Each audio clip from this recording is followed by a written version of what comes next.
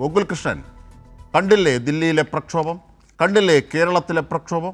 രാജ്യമാകെ ഒന്നിക്കുകയാണ് ഈ മോദിയുടെ ഭരണകൂട വൈകല്യങ്ങൾക്കെതിരെ.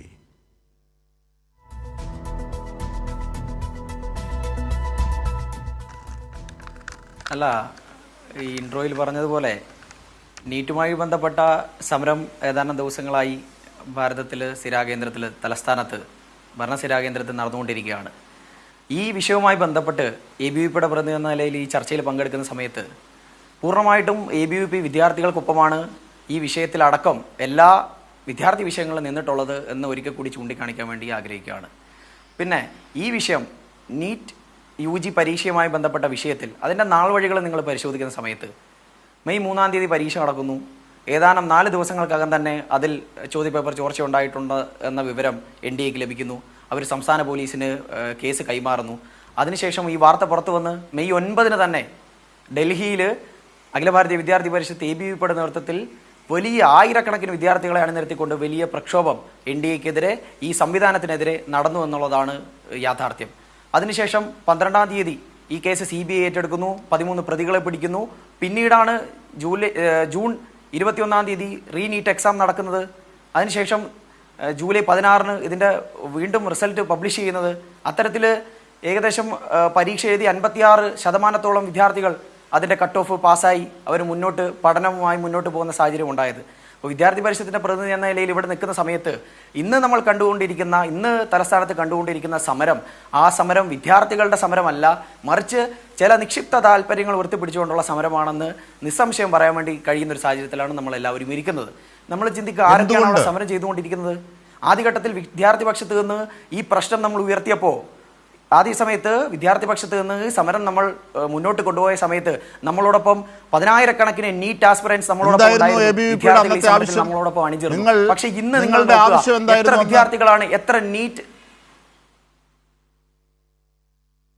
NDA ഡയറക്ടർ രാജിവെക്കുക, അതോടൊപ്പം തന്നെ ഈ സംവിധാനത്തിൽ വർഷങ്ങളായിട്ടെന്ന് പറയുന്ന സമയത്ത് പതിറ്റാണ്ടുകളായിട്ട് വന്നുകൊണ്ടിരിക്കുന്ന ഈ സംവിധാനത്തിലെ പിഴവുകൾ, ഈ മത്സര പരീക്ഷകളിലെ പിഴവുകൾ പരിഹരിക്കണമെന്ന് ആവശ്യപ്പെട്ടുകൊണ്ടാണ് വിദ്യാർത്ഥി പരിഷത്ത് ഡൽഹിയിൽ ഇത്തരത്തിലുള്ള സമരം സംഘടിപ്പിച്ചത്. ആ സമയത്ത് ABVPയോടൊപ്പം ആയിരക്കണക്കിന് നീറ്റ് ആസ്പിറൻസ് ഉണ്ടായിരുന്നു എന്ന് നമ്മൾ കാണാതെ പോകരുത്. പക്ഷേ ഇന്ന് CJP പാറ്റ സമരത്തിൽ എത്രത്തോളം വിദ്യാർത്ഥികൾ അവിടെ പങ്കെടുക്കുന്നുണ്ട് നിങ്ങൾ ചിന്തിക്കുക. ആരൊക്കെയാണ് അവിടെ ആ സമരത്തിന് അഭിവാദ്യം അർപ്പിച്ചുകൊണ്ട് വന്നിരിക്കുന്നത്? തീർത്തും അവരുടെ പശ്ചാത്തലം പരിശോധിക്കുന്ന സമയത്ത് ഈ രാജ്യത്തിനെതിരെ പ്രവർത്തിക്കുന്ന ശക്തികളാണ് ഇന്ന് ഈ കഴിഞ്ഞ ഏതാനും ദിവസങ്ങളായി അവിടെ നടന്നുകൊണ്ടിരിക്കുന്ന സമരത്തിൽ പങ്കെടുക്കുന്നത് നമുക്ക് മനസ്സിലാക്കാൻ വേണ്ടി സാധിക്കും. ഇന്ന് നീറ്റ് നടന്നു, അതിൻ്റെ റിസൾട്ട് പബ്ലിഷ് ചെയ്തു. നീറ്റ് ആസ്പിറൻസ് അല്ലെങ്കിൽ അതിൽ 1ാമത്തെ ഘട്ട കൗൺസിലിംഗും കഴിഞ്ഞു. ഏകദേശം 1,00,000-ലധികം വിദ്യാർത്ഥികൾ പക്ഷേ ഇന്ന് ഗോകുൽകൃഷ്ണൻ NTA നാഷണൽ ടെസ്റ്റിംഗ് ഏജൻസിയെ തന്നെ പിരിച്ചുവിടണം എന്ന ആവശ്യമാണ് ഇവിടെ ഉന്നയിക്കുന്നത്. കേന്ദ്ര വിദ്യാഭ്യാസ വകുപ്പ് മന്ത്രി രാജിവെക്കണം എന്നതാണ് ഇവിടുത്തെ ആവശ്യം. അല്ലാതെ നിങ്ങൾ ഭരണകൂടവുമായി ചേർന്നുള്ള ഒരു 2001 മുതൽ ഈ രാജ്യത്ത് നടന്നുകൊണ്ടിരിക്കുന്ന പരീക്ഷകളുടെ ചരിത്രം എടുത്ത് പരിശോധിക്കുന്ന സമയത്ത് നിങ്ങൾ ചിന്തിക്കുക, ഈ കഴിഞ്ഞ പതിറ്റാണ്ടുകളൊക്കെയും ഇത്തരത്തിൽ ചോദ്യപേപ്പർ ചോർച്ച ഉണ്ടായിട്ടുണ്ട്, ക്രമക്കേടുകൾ ഉണ്ടായിട്ടുണ്ട്. അവിടുത്തെ താത്കാലിക സ്റ്റാഫുകൾ ഉൾപ്പെടെ വലിയ അഴിമതി ആ കാര്യത്തിൽ കാട്ടിയിട്ടുണ്ട്. ആ സമയത്തൊക്കെയും ഇന്ന് ഈ ഇന്ത്യ മുന്നണി എന്ന് പറയുന്ന മുന്നണിക്ക് നേതൃത്വം വഹിച്ചുകൊണ്ട് ഈ സമര കോലാഹലങ്ങളൊക്കെയും കാണിക്കുന്ന രാഹുൽ ഗാന്ധിയുടെ പാർട്ടി അധികാരത്തിലിരിക്കുന്ന സമയത്ത് ഈ CPM എന്ന് പറയുന്ന പാർട്ടി പുറത്ത് നിന്ന് പിന്തുണ കൊടുക്കുന്ന സമയത്ത് നിങ്ങൾ എവിടെയായിരുന്നു? നിങ്ങളൊരു അക്ഷരം വേണ്ടിയിട്ടുണ്ടോ? ഇന്ന് ഈ ധർമ്മേന്ദ്ര പ്രധാൻ എന്ന് പറയുന്ന ഈ വിദ്യാഭ്യാസ മന്ത്രി, ആ മന്ത്രി അവിടെ നിന്ന് ഒളിച്ചോടുകയല്ല ചെയ്ത്, മറിച്ച് ചുരുക്കം ദിവസങ്ങൾക്കുള്ളിൽ തന്നെ നീറ്റ് എക്സാം നടത്തി 1 മാസത്തിനകം തന്നെ പുതിയ പരീക്ഷാഫലം പ്രസിദ്ധീകരിച്ചു. അത്തരത്തിൽ വിദ്യാർത്ഥികളുടെ എല്ലാ ആശങ്കയും പരിഹരിച്ചിട്ടുണ്ട്. അതുകൊണ്ട് തന്നെ നിങ്ങൾ മറന്നുപോയൊരു കാര്യം, 2014 നീറ്റിന്റെ ഗ്രേസ് മാർക്കുമായി ബന്ധപ്പെട്ടൊരു വിഷയമുണ്ടായി. ആ സമയത്ത് ABVP സമരം ചെയ്തു. അതിന്റെ ഫലമായിട്ടാണ് മുൻ ISRO ചെയർമാൻ ഡോക്ടർ രാധാകൃഷ്ണനെ ചുമതലപ്പെടുത്തിക്കൊണ്ട് ഒരു ഡോക്ടർ രാധാകൃഷ്ണൻ കമ്മിറ്റി രൂപീകരിച്ചു. അതിൻ്റെ റിപ്പോർട്ട് 2024 അവസാനത്തോടെ കേന്ദ്ര സർക്കാരിന് മുന്നിൽ വന്നിട്ടുണ്ട്.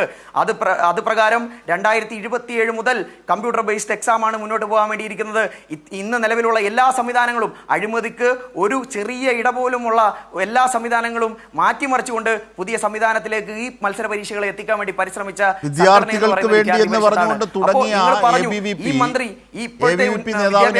വിദ്യാർത്ഥികളുടെ ആശങ്കയെല്ലാം ഇപ്പോൾ പരിഹരിക്കപ്പെടുത്തി ധർമ്മേന്ദ്ര പ്രധാൻ എന്ന് പറയാനാകുന്നത് എന്നത് എന്നെ സംബന്ധിച്ച് അത്ഭുതപ്പെടുത്തുന്നു. താങ്കൾ ചോദിച്ച രാഷ്ട്രീയമായ ചോദ്യങ്ങൾക്കുള്ള ഉത്തരം പി എസ് സഞ്ജീവ് പറയട്ടെ. ഞാൻ ഒരൊറ്റ കാര്യം ചോദിക്കുന്നു. 22 വിദ്യാർത്ഥികൾക്ക് ജീവൻ ഒടുക്കേണ്ടി വന്നു ഗോകുൽ. 22 വിദ്യാർത്ഥികൾക്ക് ആശങ്ക പരിഹരിച്ചോ?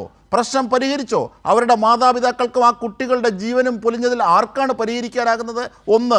2, 25 ലക്ഷം കുട്ടികൾ നേരിട്ടിടപെട്ടു ഈ പരീക്ഷയിൽ. അവരുടെ കുടുംബങ്ങൾ അവരാശങ്കയിലായത് മാത്രമല്ല, നമുക്ക് അറിയാവുന്ന കണക്കുകളാണ് 22 മരണമെന്നത്. അതിനപ്പുറത്തേക്ക് മരിച്ചവരുണ്ടാകാം, അതിനപ്പുറം ഇപ്പോഴും മാനസികമായി ട്രോമയിൽ ഉൾപ്പെട്ടവരുണ്ടാകാം, ഇനി പരീക്ഷ എഴുതാൻ കരുത്തില്ലാതെ പൊലിഞ്ഞു പോയവരുണ്ടാകാം.